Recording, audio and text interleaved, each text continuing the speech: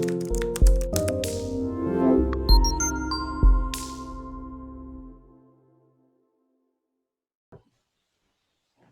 right, guys. Hi. Thanks for joining us today. We're going to be talking all things economic injury disaster loan related. So EIDL is a new program by the SBA to help businesses that are going through the effects here of their business being hurt by the coronavirus. So we're going to be talking about the EIDL program, which it's not a new program, but it is revamped for our current conditions. But I have with me today Mac Bakiza. He is our certified financial planner here at Millennial Wealth Management.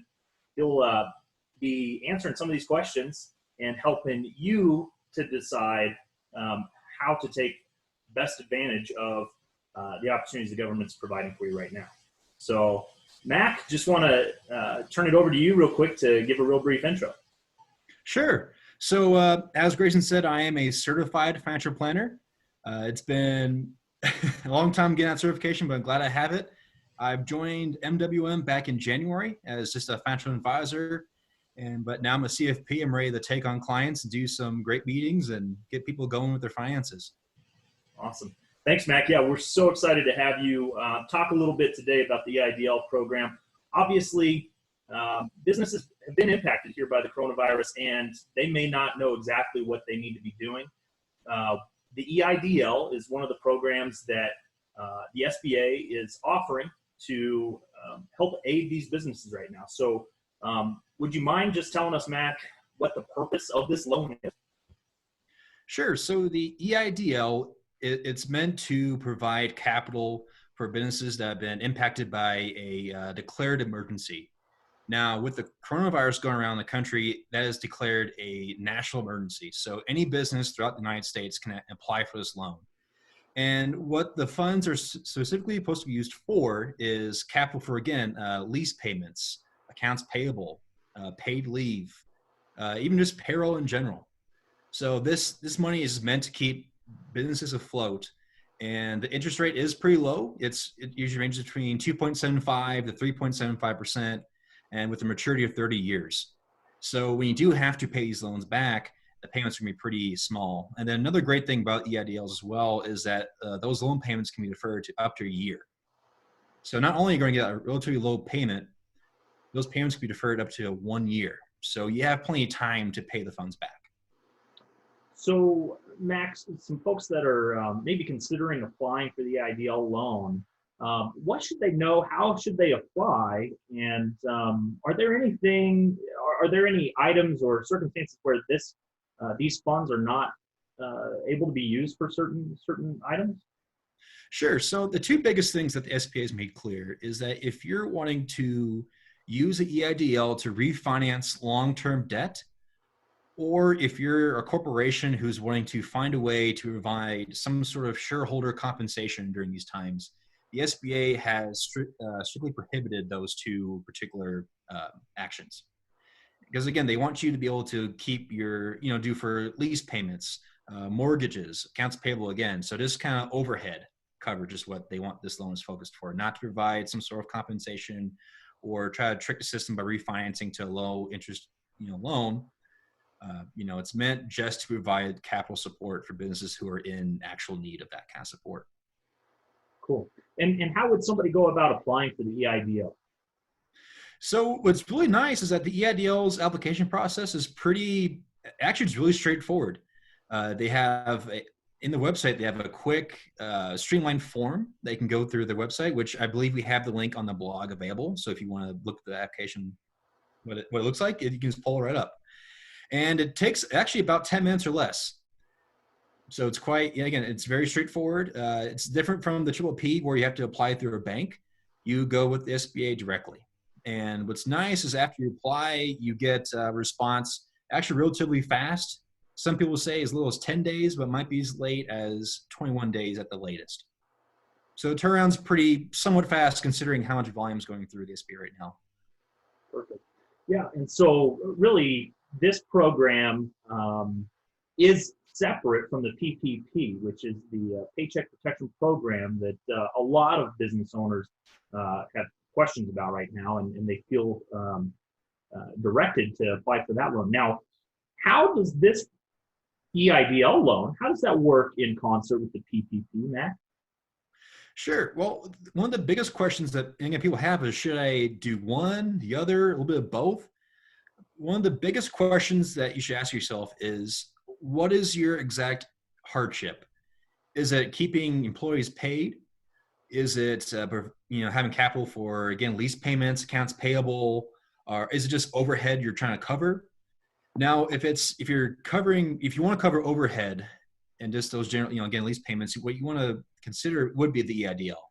Mainly the fact that it's more focused on that, versus the triple P, that's focused more on actually, providing payroll or paid leave and benefits to employees. And as you might know, the PPP is forgiven if you use 75% of that loan towards payroll. But if you're not going to use that much towards payroll, then you definitely should just use the EIDL. Okay. So are there any kind of stipulations in terms of what you're eligible for when you go to apply for the EIDL loan? Sure. So a few things. So the maximum you can borrow for EIDL is $2 million. Now that is significantly less than the Triple P, which is upwards of $10 million. And the fact that, again, the maturity is 30 years opposed to Triple P's that is 2 years. And people were talking about this grant that comes with the EIDL, right? Up to $10,000. People think of it as another form of stimulus, but is it really?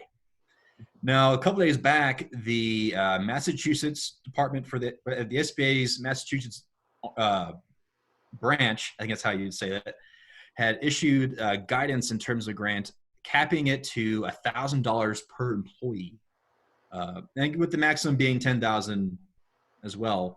And then another thing that you want to consider is that grant is only forgivable if you use it for paid leave. And then there's two others, which I have down here. Oh yeah, paid leave, maintain payroll, or if you're applying towards your mortgage or lease payments. So that's something that not too people hear with that grant. There is some caveats. There's some things you have to consider, right? So if you're an employer that has, a few employees, right, then I would definitely consider doing the grant, right? And in the fact that, or if you have a lot of mortgage lease payments.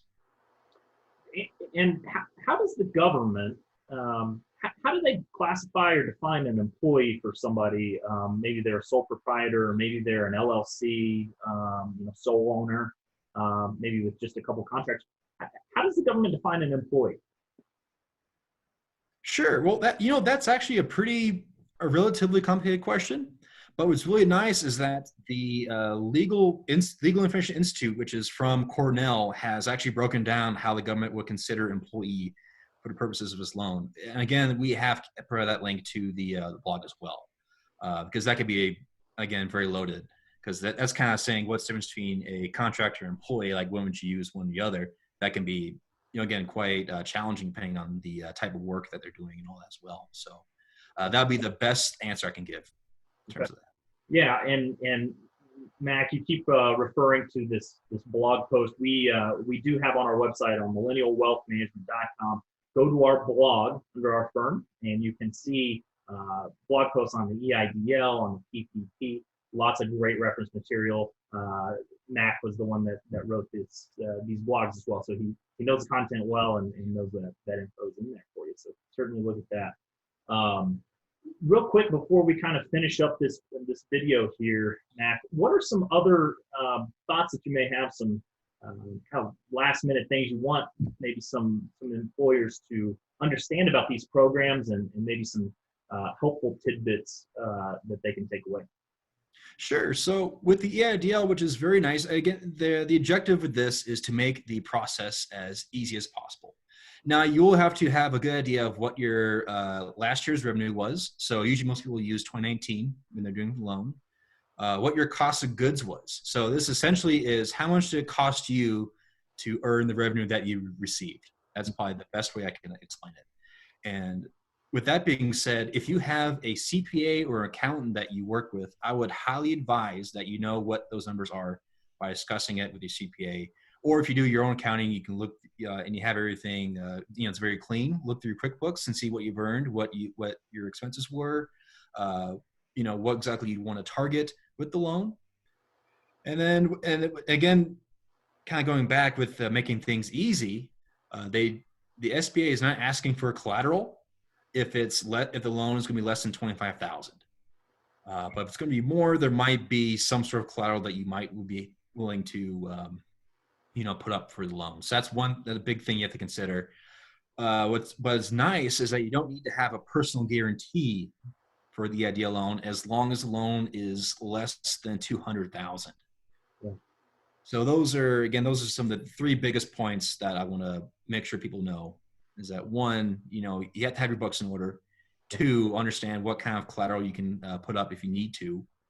And then two, you don't have to worry about personal guarantee. Or three, actually, you don't have to worry about personal guarantees if it's less than $200,000. Wow, that really sounds to me, Mac, like the government really is trying to get as much money into business owners' hands as possible to keep business afloat and keep people fully employed. So, one of the things that is intriguing are those limits and the lack of needing to collateralize or have a personal guarantee. That just shows you to the extent that government's willing to go to make sure that our business climate is healthy again.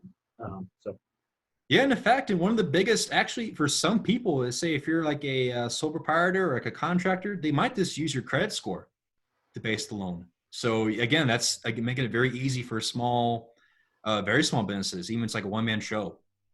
Wow. So you heard it here, guys. If you're a small business owner, whether big or small, you have employees or you don't, there is government assistance available for you through the way of loans and potentially forgivable grants here. So guys, you need some more information, go to our website, millennialwealthmanagement.com. Go under our firm and check out our blog. We've got these posts up here. They're very instructional and informational. They've got links directly to the appropriate application for you. So go check that out. If you have questions, as always, reach out to myself or Matt. You can find us online again at millennialwealthmanagement.com or give us a call at 303-578-8535. So thanks for joining us today. Feel free to share this with your other business owner friends. And we'll be back here to give you more information in the coming days and weeks. Excellent. Take care, guys.